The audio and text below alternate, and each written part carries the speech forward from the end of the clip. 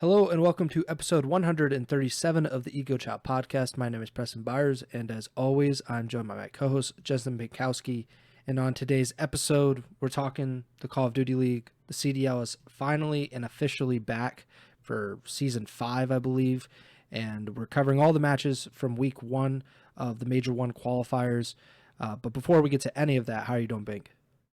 I'm doing all right. Like you said, pretty good week of first matches. We had some decent NFL action today with a tough, hard-fought battle between my Steelers and your Brownies. And if anybody watching the live show tonight sees me suddenly burst into flames or get super excited because of Juan Soto news, that is potentially on the docket too. So I apologize in advance if that happens mid-show. When he signs for $800 million with the New York Mets. This is basically Yes. how it's going to go. Well, we'll see how that goes. We'll see if you do combust at some point during the podcast. And if you want to see that for yourself on video, then you could check out the YouTube channel or maybe the VOD on Twitch if you are so inclined. But I think the biggest thing that we have to talk about on today's show is Atlanta FaZe.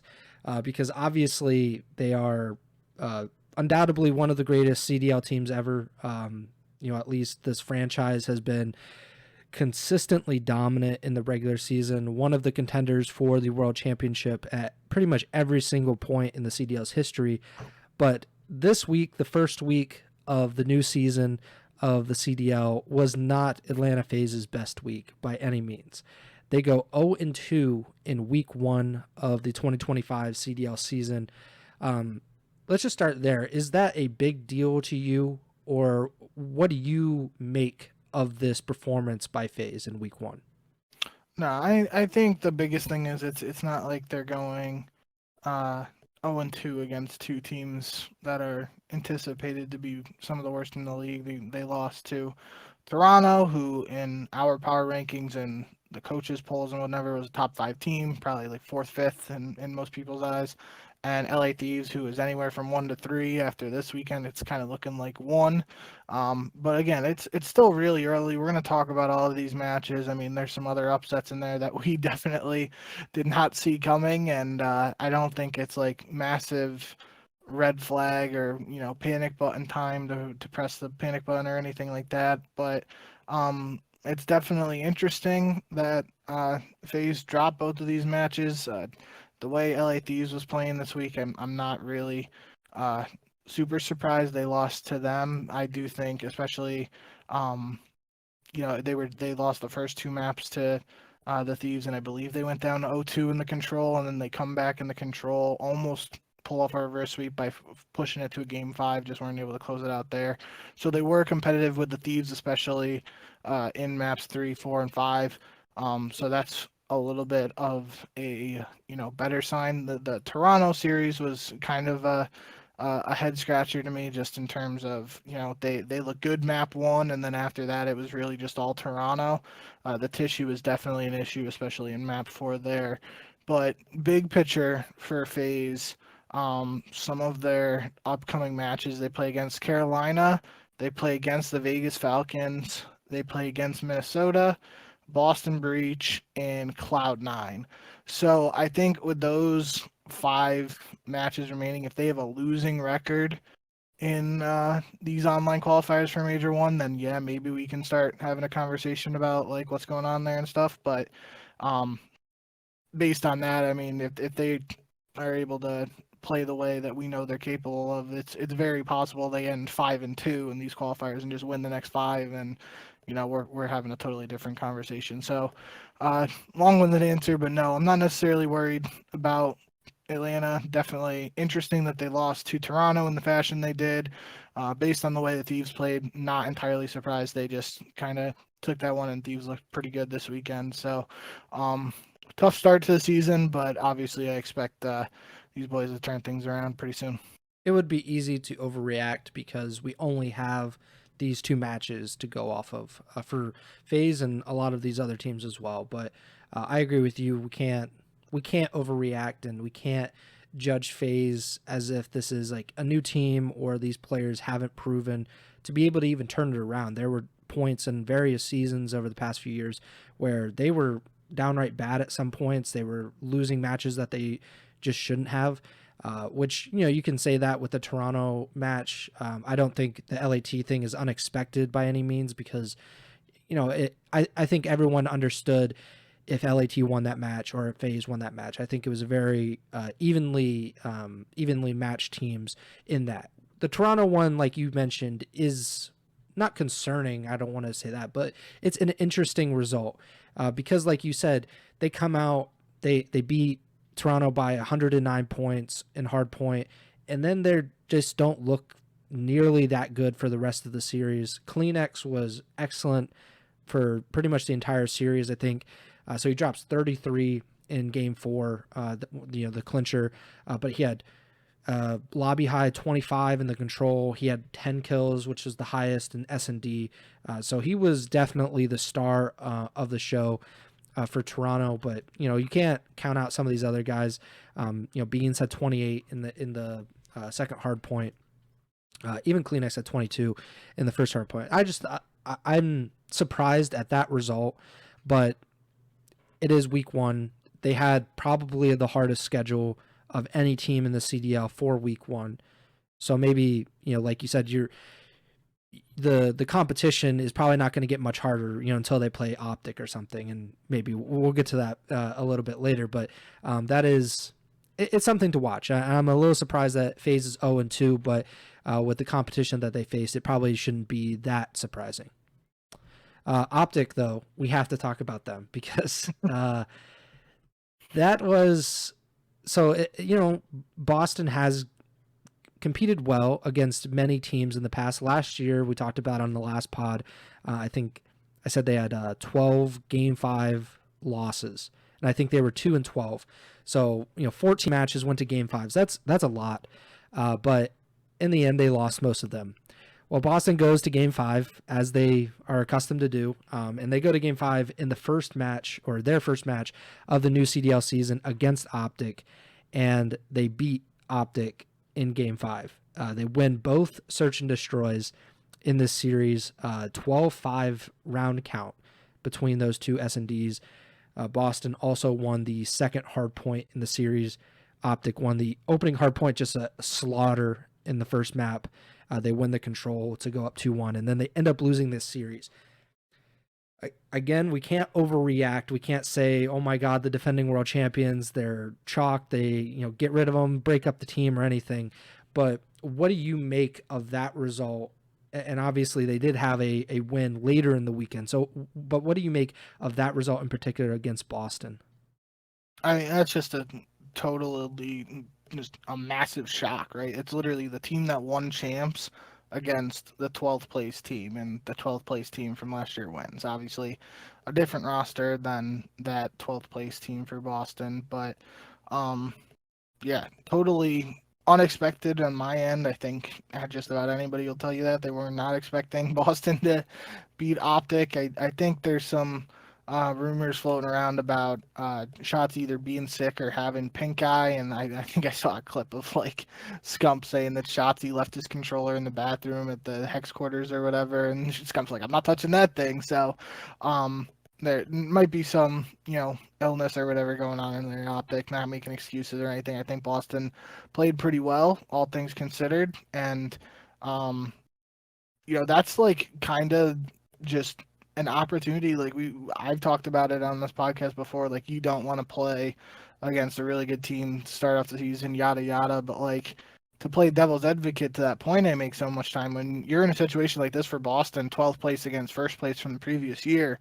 Like, you have nothing to lose. Like I said, almost everyone is expecting them to lose, so they go out there, they get to play free. Worst case scenario, they lose, and that's what everyone was expecting, right? So maybe that had something to do with it. They were just, they went in with a, an effort mentality and just doing what they want to do and played free and loose, and that might have, help them out in the long run. But yeah, definitely unexpected result overall. It was pretty funny. Obviously, the flank is live right now, so I didn't get to hear what Aches had to say about OpTic's follow-up performance. But I know Aches brought up the the old "is Shotzi a superstar" conversation in the episode after OpTic lost to the Boston, because he said a superstar should never lose to a 12th place team from the previous year. I thought it was pretty funny that he brought that back up, and obviously, that's like kind of you were saying with FaZe. I can't put too much stock into just a couple matches, and let alone just the first match of the year. But yeah, definitely was not expecting to be talking about Boston upsetting OpTic on this podcast at all. There was no universe where I ever was picking Boston to win that. No universe where I was thinking it was possible, but here we are. Well, that superstar stuff has to go out the window after the second series that OpTic had, because today on Sunday they play Cloud9. Shotzi was like the best player in the world during that series. 1.87 KD. For the weekend, he had the highest KD of any player in the CDL with a 1.43. He was like, if he had pink eye, like he needs to get pink eye every single weekend. Like there's no chance that guy should be that good. He really wasn't the problem this weekend, and he wasn't dropping like huge numbers last season, which is kind of the reason that the superstar stuff came up. Was back when he was with the Dallas Empire, it was like, well, Shotzi's the guy, he's the go-to slayer, and he really hasn't been relied upon in that role to that extent, at least. But this weekend he was. It was really Kenny. Like his stats really, as you can expect, were not up to par, and he didn't play well in some of those maps. But still, to lose to Boston, they look like two completely different teams. I don't know what that is about OpTic, because that is kind of a trend with them over the years, that like last season we even saw that before champs. They looked like one of the worst teams in the CDL, and then they get to land, and then they are literally the best team in the world, and they win champs. I'm not sure why that is, but it has definitely become a trend for OpTic. And I mean, if you can win the last match, then it doesn't really matter, I guess. But Boston, like let's keep it on this team for right now. Boston, they beat OpTic, obviously, so that's a great win.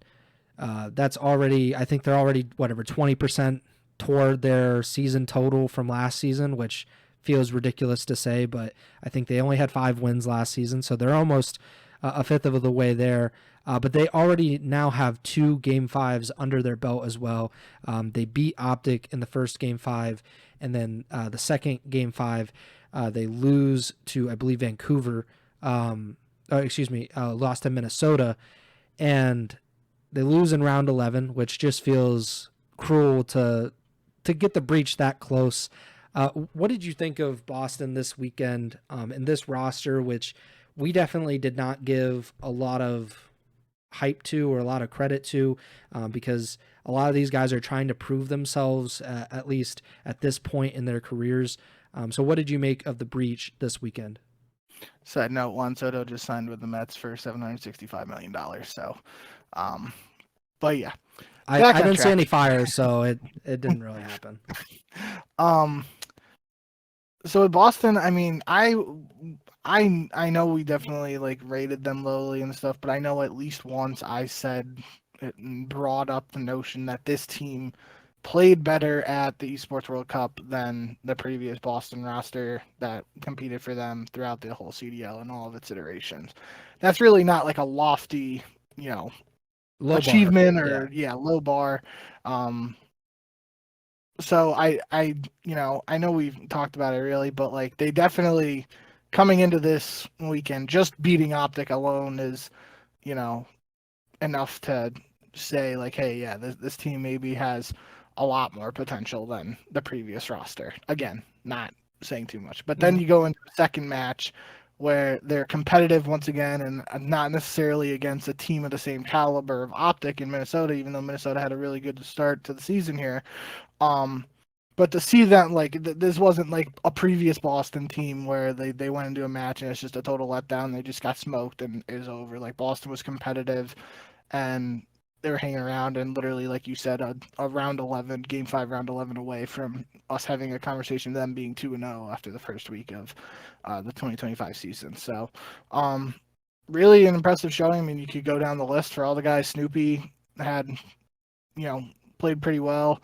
Awake and Purge had moments. I think Purge played better in search, if I remember correctly. Trying to think of the stats off the top of my head.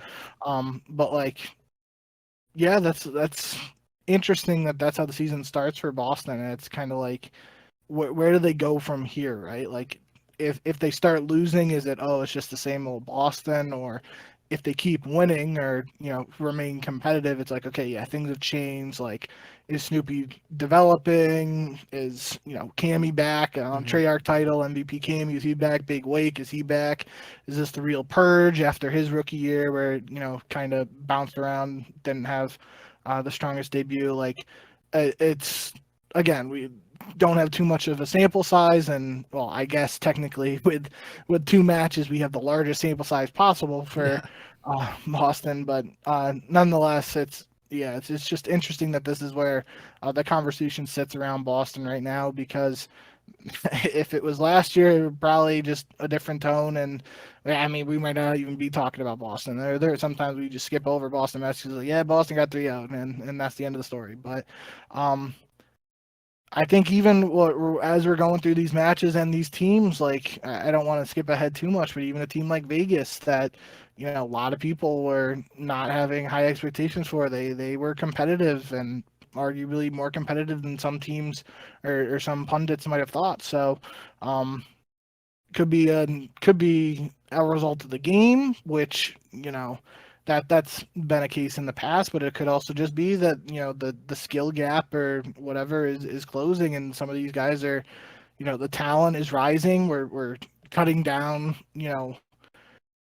the number of pro players is as low as it's ever been, just because there's, no expansion still, and we added the team with Vegas, so there's less North American players in the league than ever before. So it's like, is this like just going to be the year where we see the most talent on display? And maybe that's the case, and it's where you have teams like Boston, who weren't great last year, putting up strong performances against a team like OpTic that literally won champs. So I don't know. I don't want to babble too much on it, but again, like you said, small sample size, only 2 matches, but definitely an encouraging start for Boston. Something that we might have overlooked, and not saying necessarily you and me, but just kind of like the scene as a whole, something we might have overlooked is the fact that these 4 players, speaking for Boston, they have to be as hungry as ever to prove themselves and prove that they are worthy to be on CDL teams. Each of these 4 players have been doubted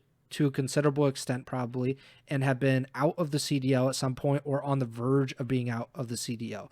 Snoopy, I think, is the only one at this point who hasn't been down to challengers in the last year or so, but he has been maligned to the extent that people were calling for him to be demoted to challengers. So I think that might be an underrated part of Boston, is that they all have something to prove, and they have something to prove together. And maybe that will kind of galvanize them and be able to be enough to kind of get them by. And another part is they all have CDL experience, and that CDL experience might be, a little bit, Purge doesn't have as much as Cammy, for example, but Purge did have valuable experience last season with Vegas, and they won matches when he was in the lineup, even though he was also pretty maligned during that period as well. So I just think it's a really interesting team. Obviously, I'm kind of pulling for Boston because you never want to see a team be in last place consistently, unless it's like, Vegas or something where that they're not putting in as much effort in terms of like the behind the scenes stuff. But like Boston, granted, all their behind the scenes stuff is in question now, but before then I never questioned their commitment to Call of Duty, and I hope that these guys, especially considering all of them were on the edge of the CDL and challengers, they're, if they succeed, they can kind of stick around, and they're all young guys to a certain extent. So, I think it'd be cool if they were able to be competitive on a consistent basis, but I guess we'll see. Another team that we talked about in the preview was Carolina, and we talked about them in the sense that for the majority of this team, not Gwen, obviously, but 3/4 of this team, is this the last chance for these guys? Talking about Slasher, TJ, and Vivid, we asked, is there another team out there that's going to take these guys if this doesn't work out with Carolina? Well, week 1, it's worked out about as well as it possibly could have. They are 2-0. They have the best win-loss, I believe, of any team. Maybe LAT might have snubbed them at the very top, but it's pretty incredible, in all honesty. Carolina goes 2-0. They were very up and down last season. Slasher wasn't in the CDL for most of the last season. Vivid has been in and out of the CDL. And they looked very good. Granted, we should talk about the Vegas match because, I think you're onto something with Vegas. Like, they looked competitive, but I'm not sure of their competition and if Vegas will be able to be competitive with some of the top level teams on a consistent basis. But what did you make of Carolina? Is it too soon to say that Carolina is winning champs? I think it is too soon to say Carolina is winning champs, but I'll get there next week. What I don't think it's too soon to say is Slasher is back. Slasher played incredible this weekend.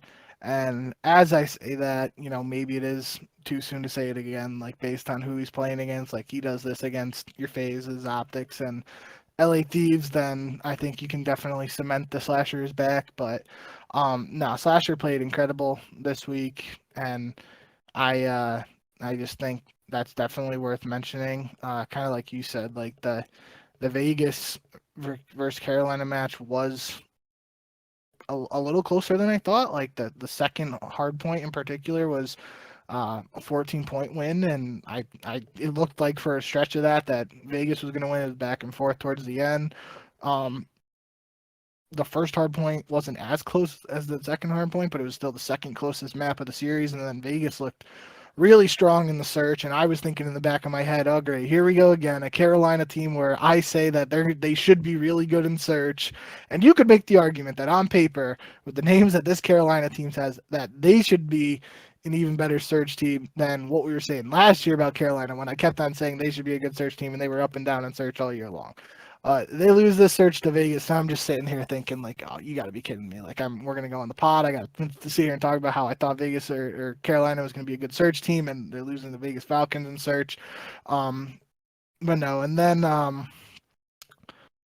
Carolina dominates the control. I think there was some conversations on the broadcast and whatnot about just like control being a newer thing for the Saudi Arabian players and stuff. So that wouldn't necessarily shock me if that's true, and that explains like a little bit of why the controls weren't necessarily extremely close for them this weekend. But nonetheless, I just think, yeah, Carolina in particular didn't play against the toughest teams.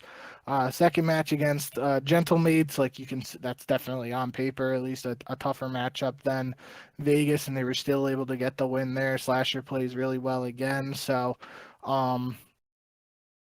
yeah, I don't know. I mean, it's good to see for believers in this Carolina squad. And like you said, like having those conversations about some of these guys like Slasher, Vivid, TJ, like, is this their last chance? Like, they don't got to worry about that. I'm not saying they are worried about it, but like that doesn't even have to be a thought if Carolina performs. So, yeah, as good of a start as they could have hoped for, really, outside of a 6-0 map count. They'll have to settle for 6-2, but yeah, end of the day, they're 2-0 in matches, so they'll definitely sign up for that.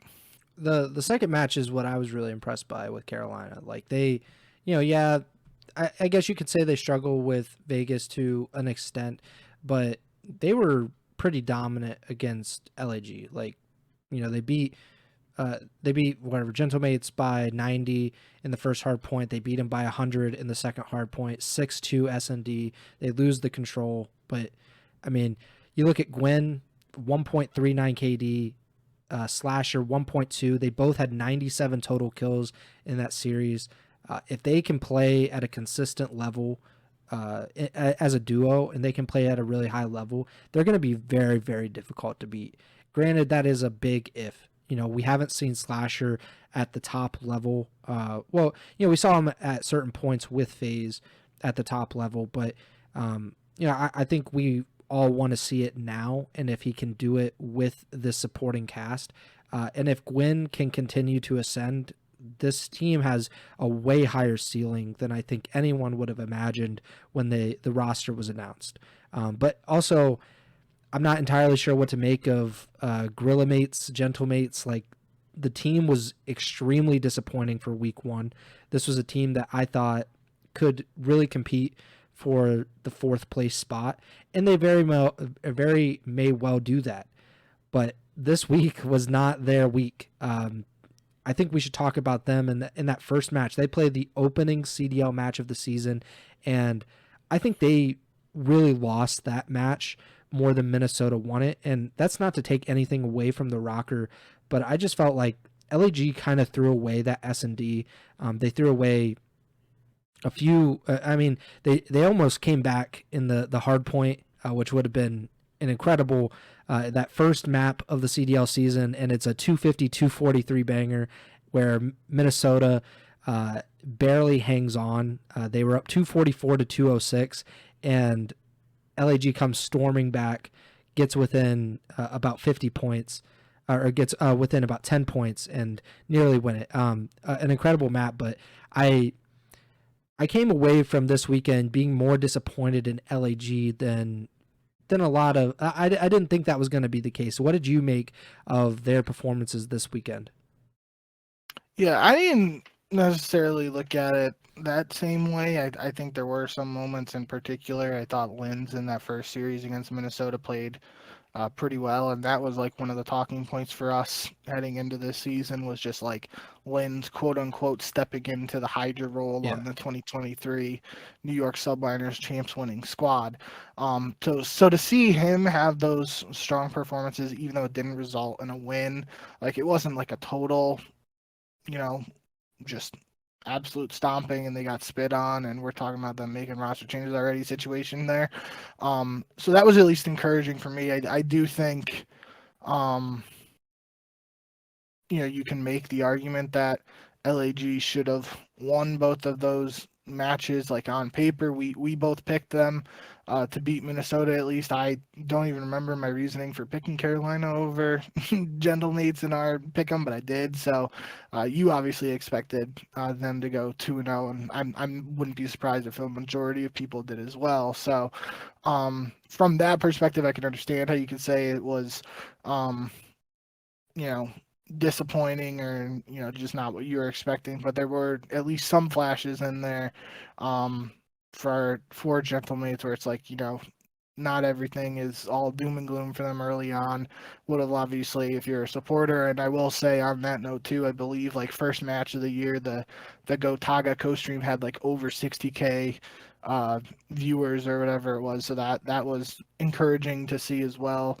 And that that you could argue that's an even more important aspect than the result of the match. Like a new French team coming in and drawing more eyes to the CDL. Like, how much of a win is that over the actual win of the match? That's semantics, and we could probably argue that for hours. But yeah, nonetheless, speaking COD and speaking results in the server, you can argue it was disappointing performance for Gentlemates to kick off the 2025 season, but I will say that there were still some encouraging signs, especially for me. Seeing Linz have some solid performances, that's encouraging. Yeah, I think it might be a chemistry issue as well. Obviously, this is a championship trio with Priesta, Skies, and Kismet, but they were not together last season. Priesta was bouncing around and didn't get to play with NYSL. Linz coming in, this is a completely new team to him, so maybe it will take a little bit of time. I was similarly encouraged by some of the things that happened, especially in S&D. I thought it just looked like there were certain moments that they were prepared for it, but they were just kind of like a little bit off timing. Like even I think it was the game 5 round 11, if I'm not mistaken, and I think Kismet went like half a second or a second too early, or Linz was half a second or a second too late, and they don't get the trade, they don't win. I think it was a 2v2, and that was pretty much the difference maker in that match. So maybe that's something that can get cleaned up pretty easily with just a little bit more time. Another team that I would like to talk about is the team that I just mentioned, was Minnesota. I think we were both questioning where was the leadership necessarily going to come from, or if it was going to be Looney, how would that translate into the actual matches? And it turns out it translated pretty well in week 1. They go 2-0. Obviously, some pretty clutch performances. That LAG series, Estriel clutches up in the control. He goes on a 7 kill streak in round 5. They were tied 12-12 in lives, and they ended up winning like 10-0 in the lives department in round 5. Just a really good series. They win that round 11. Anything that jumps out to you? Obviously, Minnesota's I think they are probably one of the bigger wild cards coming into the season because we weren't entirely sure where the floor was or where the ceiling was with this team. No, and I think again the thing with Minnesota that I mentioned was I really I liked some of the players on the team and the potential there for what they could do. I definitely wasn't expecting 2 wins out of them for opening week, although they did play against Boston and we both picked them there, but we obviously both picked Gentlemates to beat them in that opening match, which didn't happen. I just think, 2 Game 5, Round 11 victories is 2 rounds of searching away from 0-2 versus being 2-0. It's a really good sign, though, to see a team like Minnesota, who we were bringing up, these young players who didn't have a ton of CDL experience. How will they perform without a quote-unquote veteran IGL sort of deal? To see them perform in those round 11s and in those searches and clutch up when necessary, that's a really great sign to see right off the bat. I don't remember what match it was, but Paul X did a post-game interview after one of their games, and he kind of alluded to his time with the Subliners when he played with Crim6, and he's like, a lot of people forget about that. I learned a lot from him, and that's obviously great to hear, because if you get an opportunity to play with one of the best Call of Duty players of all time, you want to be a sponge in that situation and take away as much as you can.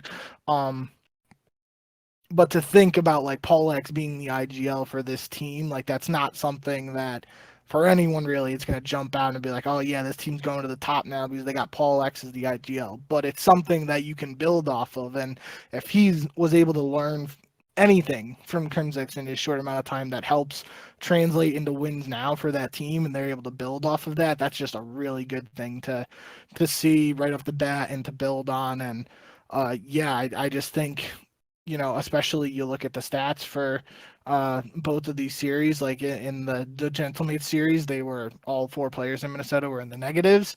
That's just gonna be part of the situation there when they win 1 hard point in that one. So was it 2? So they win 2 searches against Boston, so they went 3-1 in search. But nonetheless, when you're playing multiple searches and you're winning the series through S&D, it's not necessarily uncommon to see players having a negative KD on the positive, or a negative KD on the winning side and positive KDs on the losing side if the teams with the positive KDs are winning the respawns. I'm getting off track, but regardless, I think that's just interesting when you look at the numbers. All 4 negative players for Minnesota in the win over Gentlemates. Only Paul X was positive in the win against Boston, but the key words there is they got 2 wins, and the stats don't matter in that case because you get the number in the win column instead of the loss column. So definitely interesting start for Minnesota from that perspective. I know Nero, I noted down, played well in a couple maps that again, like I said, him and Geo, if they're able to be consistent Star Slayers on a regular occurrence, that's my idea for how this team's going to see success. But maybe it's just they continue to win Game 5 Round 11s, because if you win 100% of the Game 5 Round 11s you play, you're undefeated. So at least in those matches. But definitely a encouraging start for Minnesota. Yeah, I think that's the right word to use, is encouraging. And if they're going to have any chance of making champs, which I think they will, I think they'll be competitive in that. But if they want to go higher and compete for that, 4th, 5th spot, the key to doing that is beating the teams below you consistently. And however you do that, that's how you got to do it. We saw that last season. The reason that there was so many shakeups where it was like 5 through 10, 5 through 11, was because none of those teams could consistently beat each other. And so they were just cannibalizing in the middle of the pack. And that's why we had so much drama when we got to the end of the season. If Minnesota or any of those teams that are really trying to compete for that fourth or fifth spot, that's what they're going to need to do. They're going to need to win consistently against, a team like LAG if they're going to be a little off kilter, or they're going to have to beat Boston or Vegas on a consistent basis. And, congrats to Minnesota. They did that this weekend. A team that I think is one of the more surprising 0-2s just by the team name alone and the amount of talent is CLOUD9. But I do want to give them a little bit of grace considering, I said at the beginning of the show that Atlanta probably had the hardest week 1 schedule. I want to take that back, and I want to say that CLOUD9 had the hardest week 1 schedule. They come into the league. Obviously, this is the rebranded New York Subliners, a new team with only Sib being retained, and they play 2 of the very best teams, and you could argue the 2 best teams in LAT and OpTic in week 1. That is a killer's row, and they got killed. They win 1 map. They go 1-6 in map count this weekend. The only win being a comeback round 11 win against LAT. They get swept by OpTic. They're pretty much blown off the map pretty much in every other map, which that might be a little concerning that they weren't even really close to winning these maps. How much do you make of that? How much do you put into these week 1 performances from CLOUD9? I think the one thing that jumped out, especially after CLOUD9's loss to LA Thieves, was the whole drama around the server situation and everything like that. So it is, we've talked enough about online COD and the drawbacks to just the nature of online matches versus LAN, et cetera, et cetera. The thing for me with this, I don't want to get too much into the whole attach claiming some server they used to play on. I think he said a Denver server or something was worse this year, and it didn't work out as an option.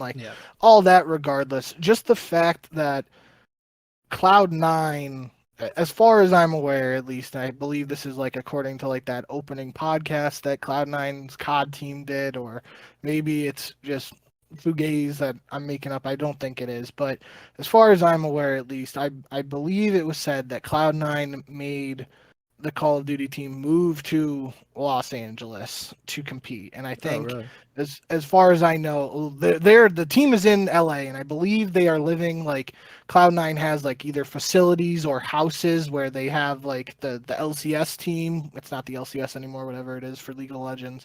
But they have this set up there, and I believe that's where the team is living, in a house near that, or in a community there, whatever it is.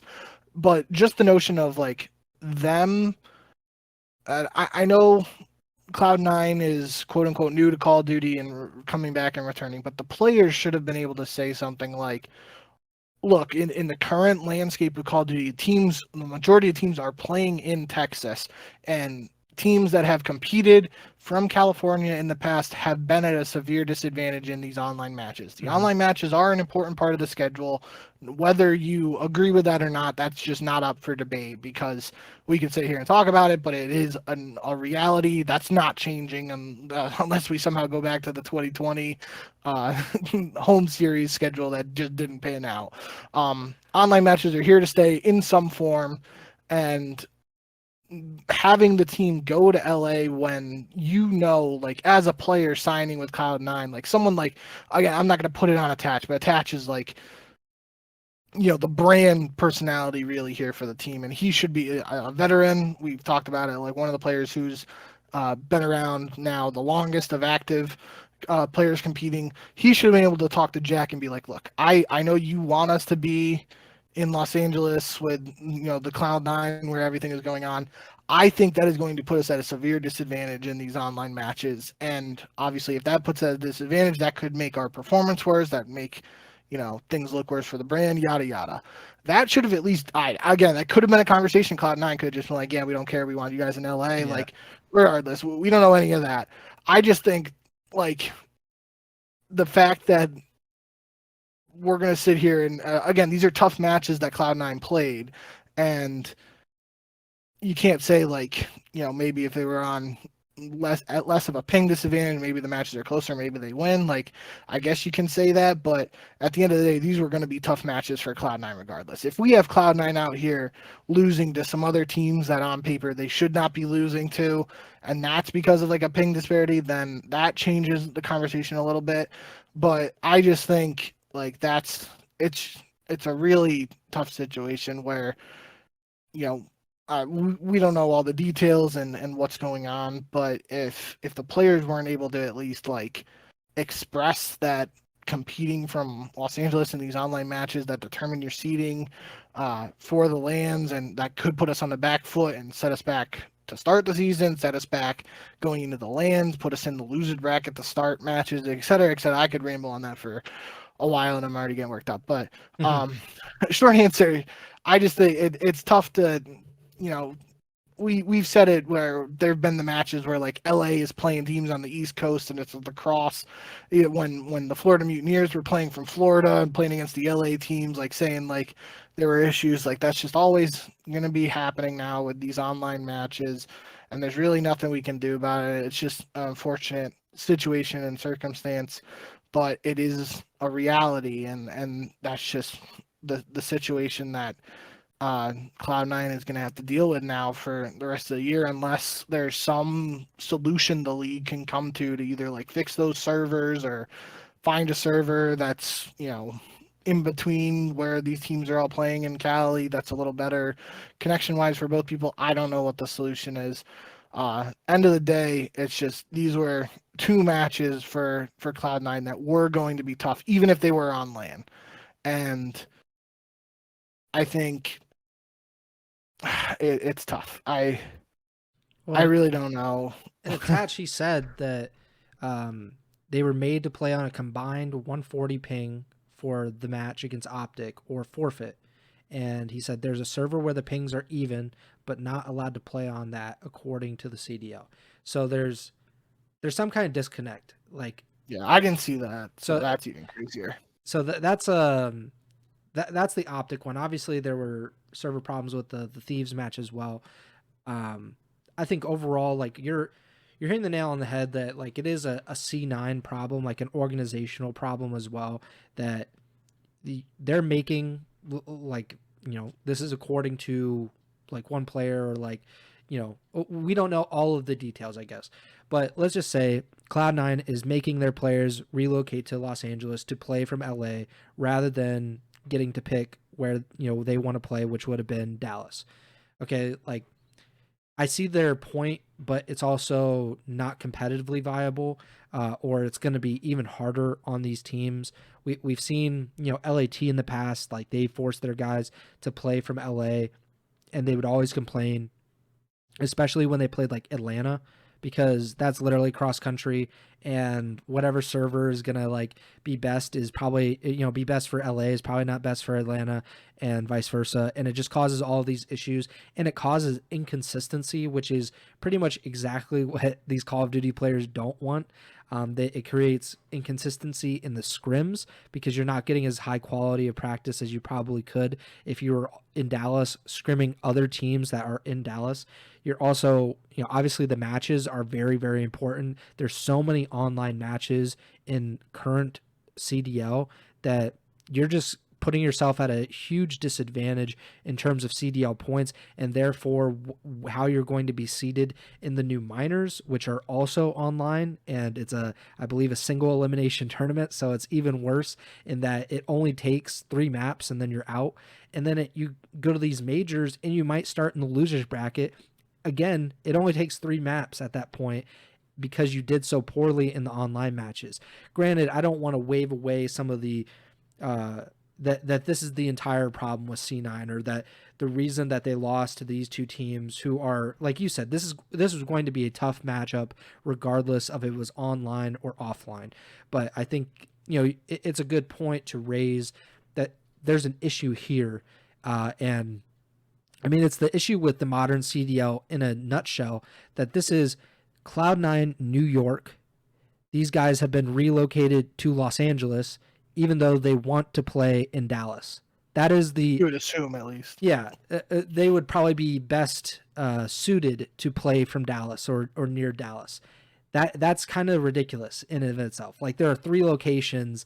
None of, they're not going to play from New York. I think the Subliners did, I think, like the very first season, and then I'm pretty sure they relocated to Dallas.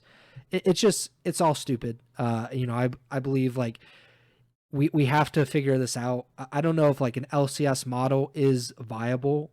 I tend to think that's not viable, where you can relocate all of these players to one location and start playing from there on a consistent basis, or play LAN matches like we used to when they would go to Columbus or something similar. But I think something will eventually have to be done, or we're just going to keep running into these issues, which are brought up every single season by multiple teams typically. And it seems like C9 might be one of those teams that is at a major disadvantage, at least for the foreseeable future. We'll see if anything comes of that.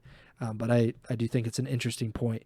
But they're now 0-2, 1-6 in map count. They lost all 5 respawns, and they were not real close at any point. Another team that went 0-2 and 1-6 is a team that we expected that to probably happen, with the Vegas Falcons. We talked about them real briefly. I just want to put kind of a pin in that with, obviously they did better than I think people expected them to. They didn't get completely wiped off the map. Like, this was not like a 100, like C9. They looked like how probably some people expected Vegas to look. Like, it was so dominant, it was so one-sided. Vegas looked like just a normal, like, below average CDL team. It didn't look really out of the ordinary. Was that kind of the read that you got from those 2 series? I think, yeah, like, Vegas in general, and like it's the guy whose name I don't think anybody really is totally sure how to say. I believe they were calling him Kicks on stream, and his name is Khaled, or some people were calling him Khaled before. I don't really know, but regardless, I'm pretty sure he was, like, statistically Vegas's best player for a majority of these series. Yeah, he had the 1.21 KD against Carolina, and then even against Miami, I'm pretty sure, 1.28 there. So I think the Miami series, again, like, the hard point was close, similar to what we saw with the map 4 against Carolina in the hard point, but outside of that, against Miami, it wasn't necessarily as close. I just think it was still closer than expected. Like, we even said this dating back to the Esports World Cup. Like, they played FaZe first round, and I literally said, I'm like, 100-point club, map 1, 6-1 in the search, 3-0 in the control, 20-minute DoorDash challenge series, see you later. And that wasn't what happened then, and that's not what happened in their series this weekend. So, obviously, still a team that it's early, and you can say the same statement for a lot of teams, but especially for these guys, all being rookies, all first time competing against some of the best players in North America, competing in a whole different country. They got only up from here to go. They definitely had some guys who were shooting incredibly straight, and that's obviously great to see. There's one in the search on Skyline. I can't remember who it was. It might have been Kicks, but he, like, snapped on the slasher, and, like, a very tight, like, he was by the piano on that P2 on Skyline, looking towards that one bomb. I think it's B bomb, and Slasher was, like, behind a table. You could really only see, like, the top of the head. He just freaking snapped right on it and beamed him, and I was like, oh, whoa. That one really stuck out to me as just, like, an example. Like, yeah, these guys can shoot straight. They know what they're doing gunny wise. But they're gonna have to learn how to play and develop if they're gonna see success. And that's what these, especially for this team, like, that these online matches, this is where they're gonna get their best practice that they've ever had in their lives competing. and how they're able to take the information from these games that they're playing, how they're able to use that and grow and develop is going to be the key for them if they're going to be successful. And they really just struggled. They could have went 3-0 in hardpoint, to be honest, because they kind of threw away some of these matches. Like the opening hardpoint against Miami, they were up 230 to 221, and then Miami scores like goes like 30 to 4 or something to close out the map, and they lose. Something similar happened against Carolina. They were up once they got to 200 points. It was a really close match. They ended up losing by 14 in the second hard point. It was a 180 to 175 game going into like the third rotation of hills, and then they just got smoked on the last two hills by Carolina.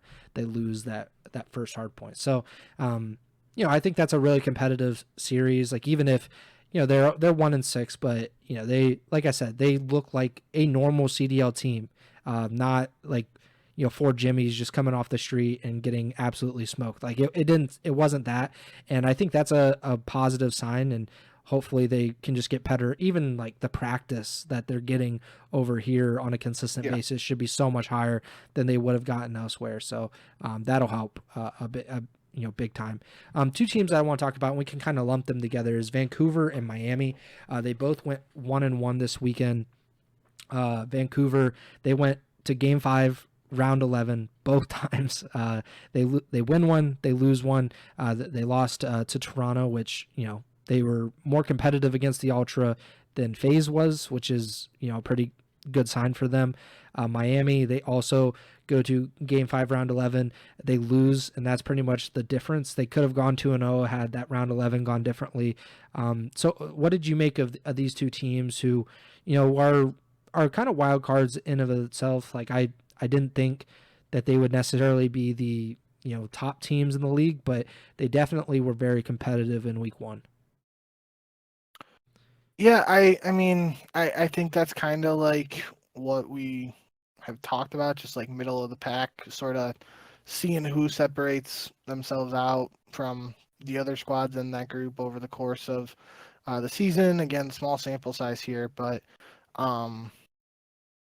yeah, I think especially like the match between Miami and Vancouver itself, like it wasn't like one-sided, and we were split on who we picked, and it came down to another Game 5, Round 11, where literally 0-4 was like in a situation on the bomb. I believe Vancouver was on offense, and they had the bomb playing, and he had to get 2 kills like on the bomb to seal it. And I think like one guy was left, but he wasn't close enough to the bomb to get the diffuser or anything like that, if I remember correctly. But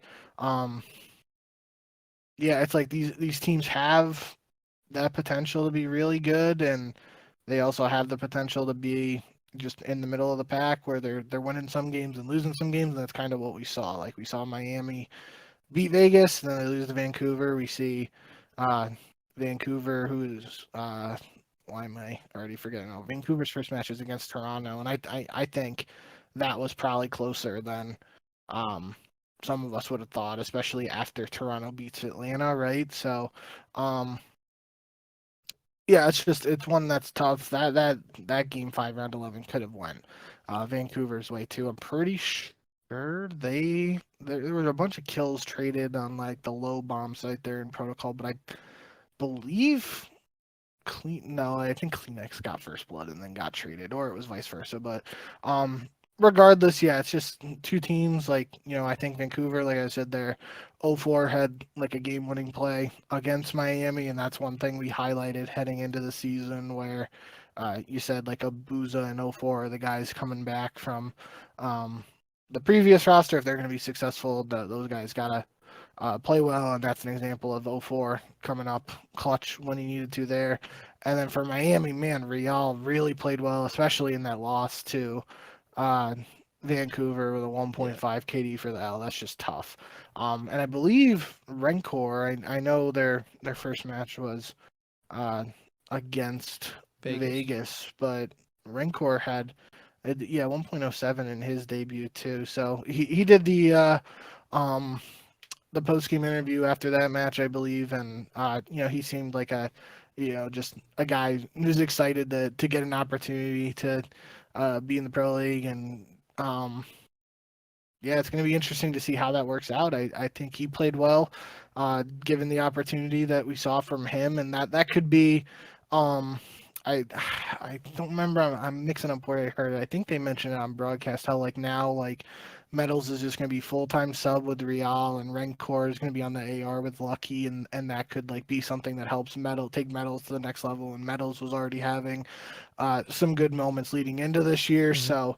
Um, yeah, maybe there's still room to grow. Obviously, again, yeah, that we didn't even have a full year from Real. We have 2 matches from Rancor and even Lucky and Metals. Like they were in the CDL very briefly previously, but they don't have, at most they have 1+ years of experience in the CDL, and yeah, I think they can still be a competitive team. Like the coaches poll had them, you know pretty highly as well. But I think both these teams, Vancouver and Miami, are teams that should be in the middle of the pack, all things considered. If things are going the way they should, but if they're able to elevate their gameplay and continue to develop, like I mean, if Real is continuing to drop 1.5 Yeah. KDs, I don't think most of those are going to have an L attached to them afterwards. But we'll just have to see how things continue to develop for these squads. Yeah, that's my main takeaway was Real just looked incredible. Granted, like they haven't played the top teams, so like that'll be a big test. If he can kind of continue some of the play, then I don't know what the sky is for him at that point. Like if he's able to play even like remotely this well against really high level competition, like there will be like top level teams looking at him like maybe we can get him at some point. Like he played so well this weekend. So really happy for him. Like he seems like it's ridiculous that he was on Carolina and it didn't work out because of the visa issues and how much better of a team they probably would have been last season and maybe even this season if and granted Carolina is 2-0, so you can't say much better than that, but Real just looked incredible. Two more teams that we need to talk about, obviously, Toronto and LAT. I think they look the strongest of the teams this weekend. Toronto just pummeling FaZe. I think that's pretty clear to say. S&D, red card S&D in particular, they look really good. Your boy Kleenex looked like a star, and then LAT. That's kind of to be expected. That we like this was a team that I picked to win champs, and I think a lot of people believe that they can be the champs this season. And this week was a good proof of concept, I guess. Even with a little bit of struggles with FaZe in the back half of the series to close the week, they look incredible. So, where are you seeing Toronto or LAT? Any changes in the opinions or any kind of, I don't know, like Toronto just seemed better than I expected, but maybe I was too low on them to begin with. No, I mean, hey, that's what I'm thinking the same thing here. Like when we did our power rankings, it feels like a while ago now, but that was really only 2 episodes ago, so it was last week. Mm-hmm. When we did them, I had Toronto as my 4th team, and I was kind of like, maybe other people have them lower, maybe they don't have them as highly. Then the coaches poll came out, and they had them in around the same spot in 4-5, and that made me feel better about it. And then after watching them play, I feel really good about where I had them. Joe Thieves and Beans in particular played really well. I think I'm not looking at the stats right now while I say this. I could be totally wrong. I want to say this first, and then I'll pull up the stats for each math, but I feel like if I look at these scorecards after the fact, and Insight was statistically the worst player on the team for both matches, I wouldn't be surprised. Like I feel like Kleenex had his moments, and the other 2 guys really popped off in certain situations. And I feel like that's like kind of like when Insight came into the Toronto team originally, he was the rookie and he definitely had some pop off moments. But again, that was on a team where you had Cammy in MVP form in Cold War, and Kleenex was playing very well, and Bance was kind of like that guy who like was the glue guy doing what needed to be done. He wasn't necessarily dropping 1.5s or anything like that. And now if Insight's able to like I mean, I don't think take a step back is the right word here, but like if Insight's able to just do what is necessary of a main AR and have those other three guys dropping crazy numbers around him, like that's a dangerous recipe, I feel like, for this Boston team. So I want to pull up the breaking point, shout out breaking point for the stats.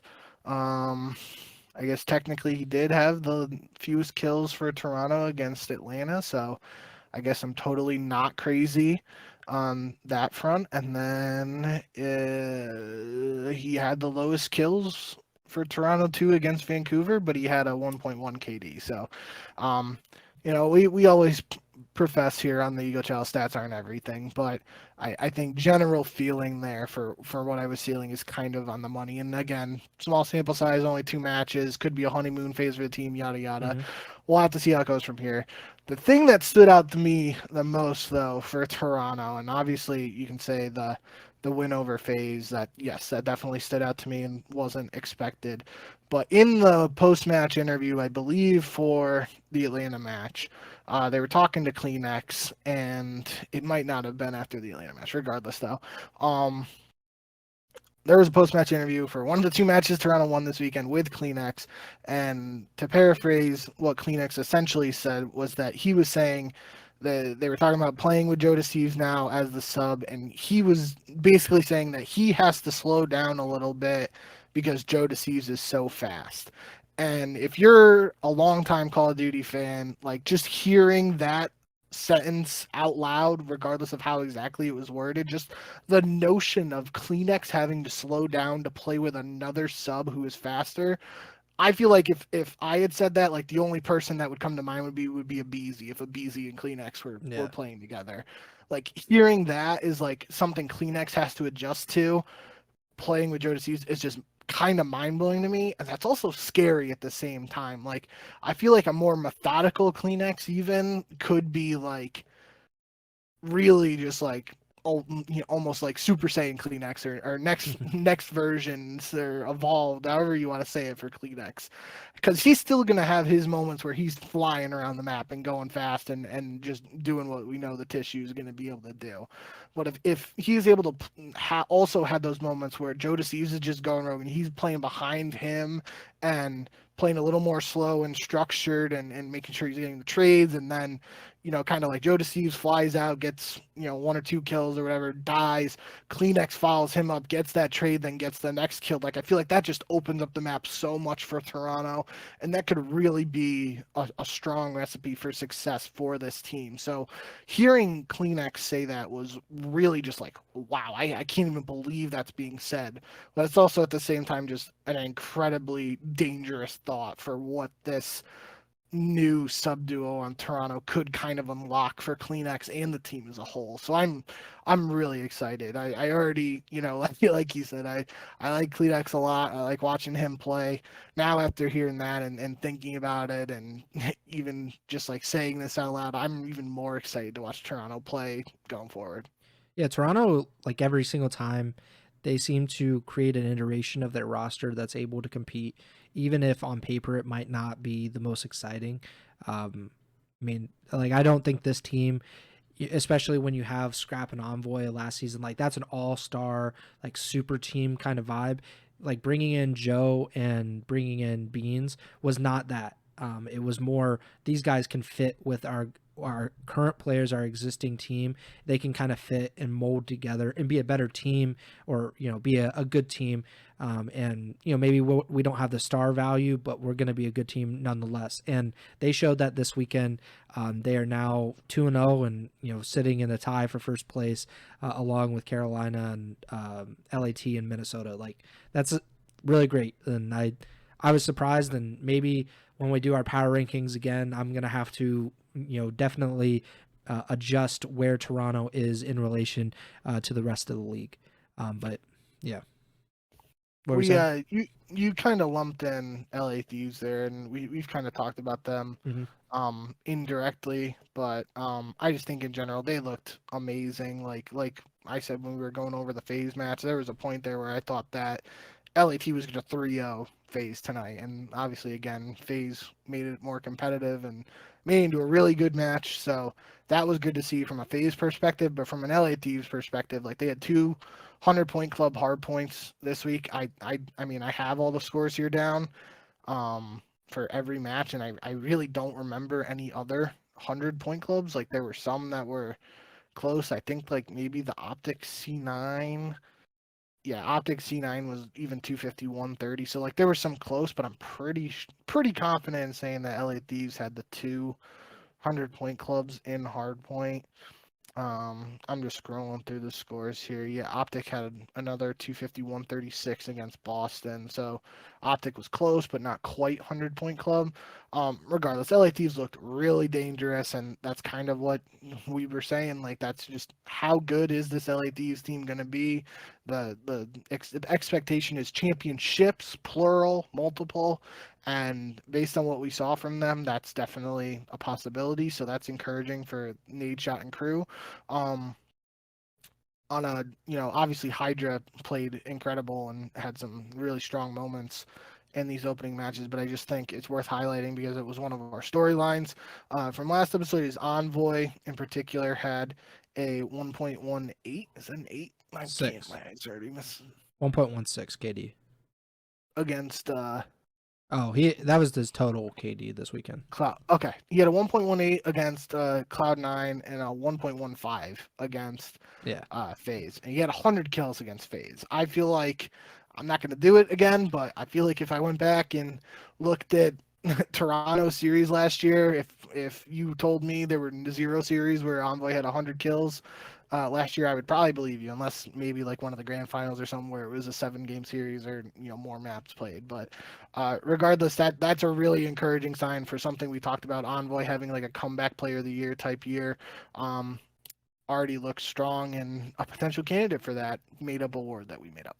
Yeah, like just looking at his stats, like he actually had more engagements per 10 minutes than Hydra did in Control, which is like kind of crazy because if you look at Hardpoint, Hydra's so far ahead of everybody. But in Control, Envoy's got a 1.07 and just as many or just a little bit more engagement. Like that, I don't know, like they remind me, and obviously like we're like it's kind of an overreaction, but I think we both know that they're going to be really good, or that this team's going to be really good. It kind of seems like when KD joined the Warriors, it's like, all right, like this is kind of nutty. Like this can get a little too insane where like pick your poison essentially when you're playing them, because Hydra and Scrap are 2 of like the 4 best players or 5 best players, however you want to put it. Ghosty, just a really good, really solid AR.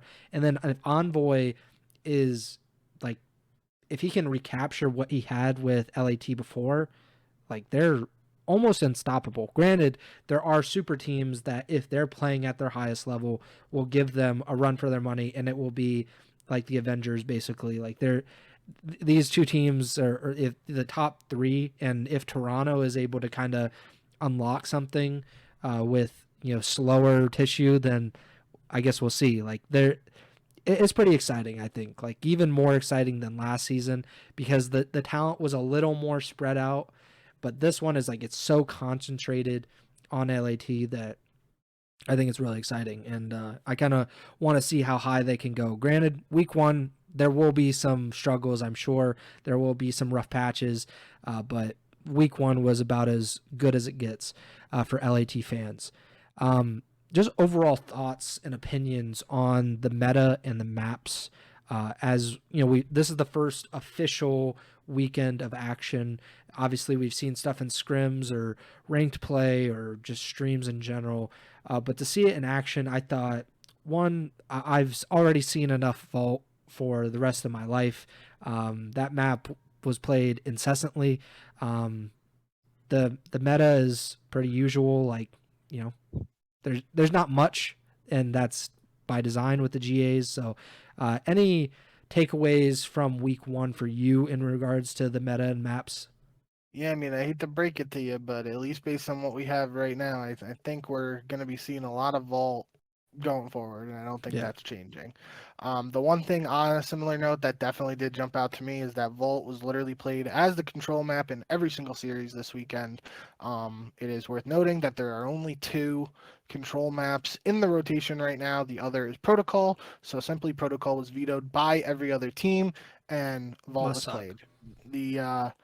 The notion that we already know Hacienda is coming in to the map pool after the holiday break. I don't believe it's been confirmed what modes it is going to be played for, but I would almost automatically just think that Hacienda will be used for all three modes, hardpoint, search, and control. The only caveat to that is that Hacienda was a Black Ops 4 map. Black Ops 4 competitively was 5v5, not 4v4. So there could be some weird things with spawns because it's going to be a map that, naturally had just two more players on it from a competitive standpoint all those years back. So it might be some adjustments that need to be made from that to definitely say like it's surefire all three maps, map mode combo inclusion. But nonetheless, especially where there's only two controls, I almost feel like Hacienda control has to be used unless it's just absolutely unplayable. So that definitely did jump out to me. I think from a meta standpoint, we've talked about GAs at length. It was mostly the AMES, AMES, AR being used on the AR front. The Jackal PDW used as the sub. The Jackal was like the really good sub in the beta. Then it kind of, I think they said like they were addressing it either during the beta, like between weekends 1 and 2, or they said it after the beta before launch, and it's still just the best sub. Yep. So that's interesting to see. It's still, I feel like, again, we were talking about GAs where there were points where it was just 8 ARs on the map when like the XM4 was still being used and stuff. So it's good to at least see a sub being used, and some situations like on Vault there are multiple subs being used as opposed to just 4 ARs by both teams. Um, but yeah, nonetheless, I think outside of just all the Vault controls, that probably has to be addressed, and I think it will most likely be addressed um, heading into the holiday break or after the holiday break. But I do think I've said this to like the guys while I've been playing pubs and stuff in Black Ops 6. I think Rewind is a better map than other people feel. Like I feel like a lot of people just in the community, not even the competitive community, just like the pub community in general, don't like Rewind. And for whatever reason, I've kind of like, I'm not saying it's my favorite map ever, it's the best map in the game or anything like that, but I just had like this notion that like it feels like other people really didn't like it, and I was kind of like, I don't think it's as bad as some people think. And after seeing it, especially in Search this weekend, and especially that banger Rewind hardpoint we saw between LA Thieves and FaZe, I think it's safe to say that I still think Rewind is a better map than other people give it credit for. So will be interesting to see if that's continued to be played. But yeah, I mean, red card is kind of just like I feel like red card is in until it gets replaced by something else, maybe Hacienda. But also you could say the same thing about protocol, at least from some perspectives, like the protocol S&D.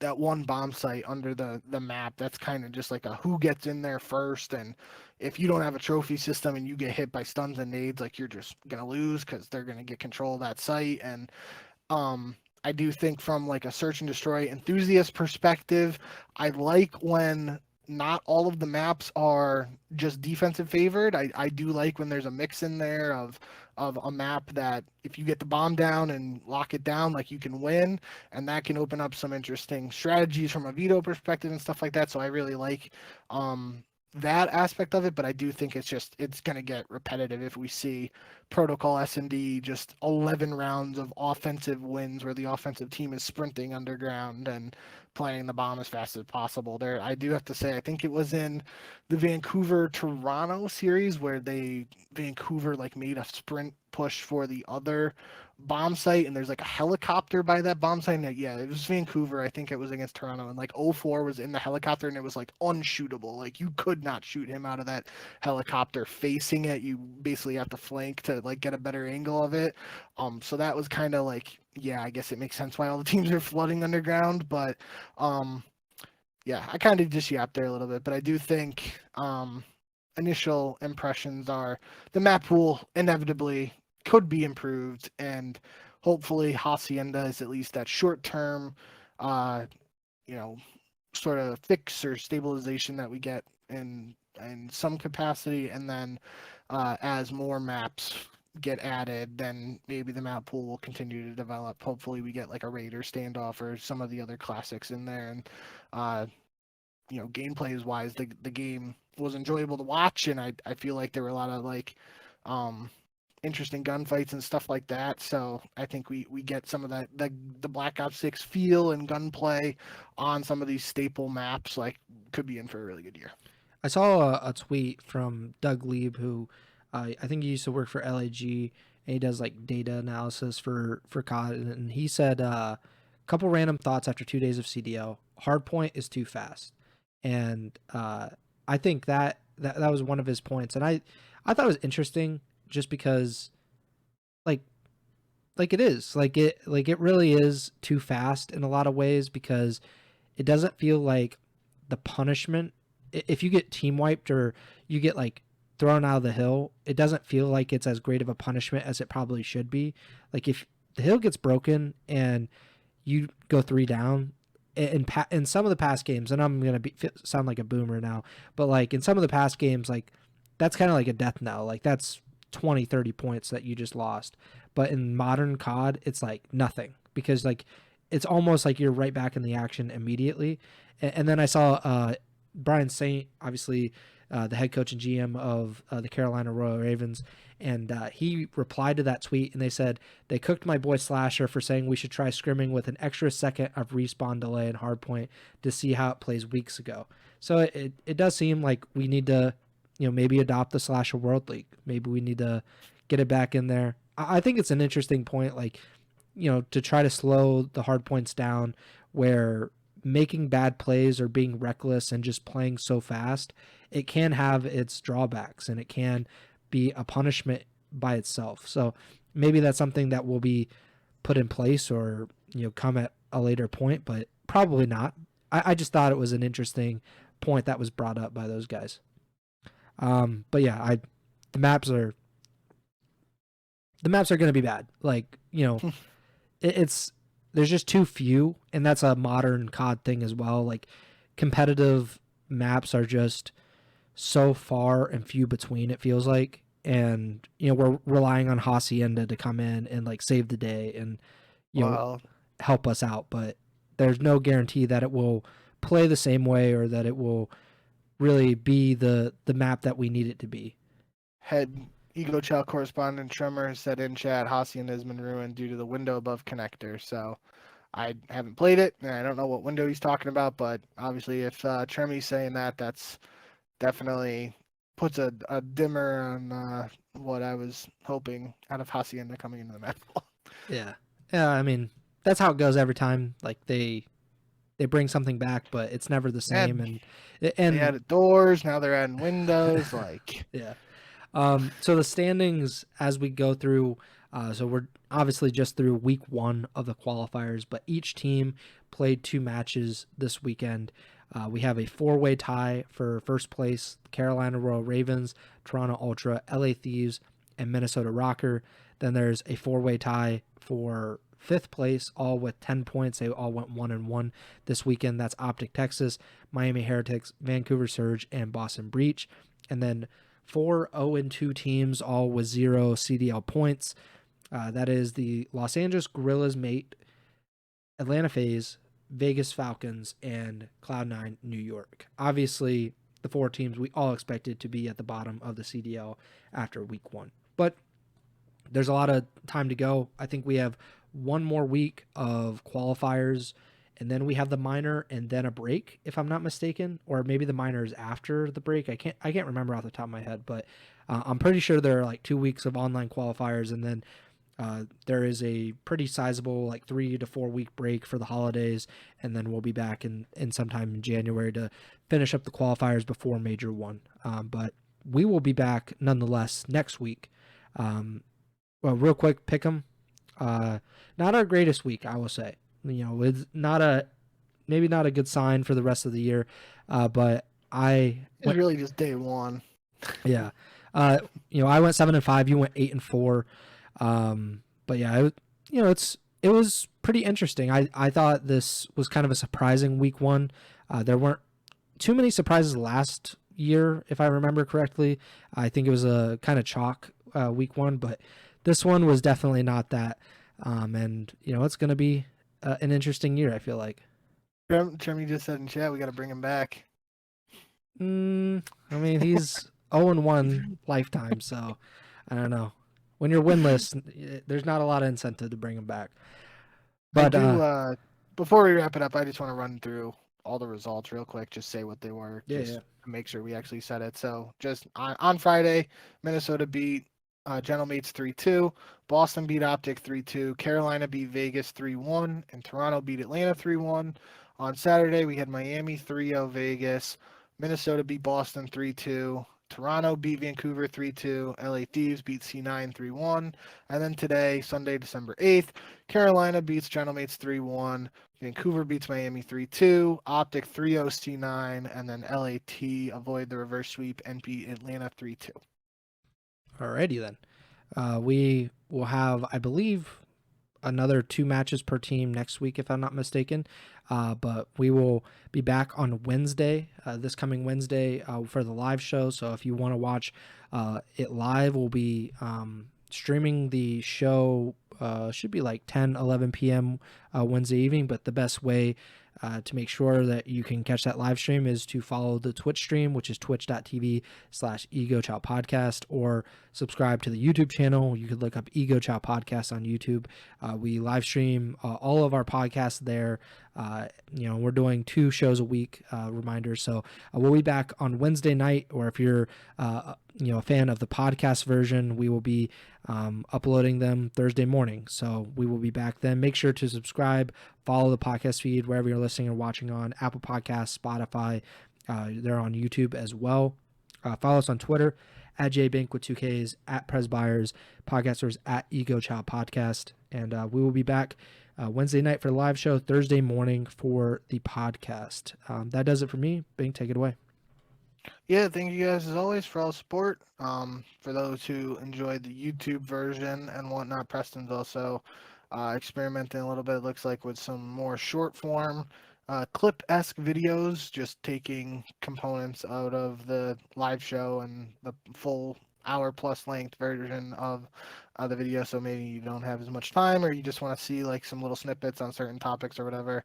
Check that out on the YouTube channel. We're up to 154 subscribers now, so slowly but steadily gaining a little bit of subscribers there, so thank you guys for all that, showing love and whatnot there. But yeah, season's officially underway and the content's just going to keep coming from here, so thanks as always, and we'll see you back here when we're live again. As always, remember to send the chow.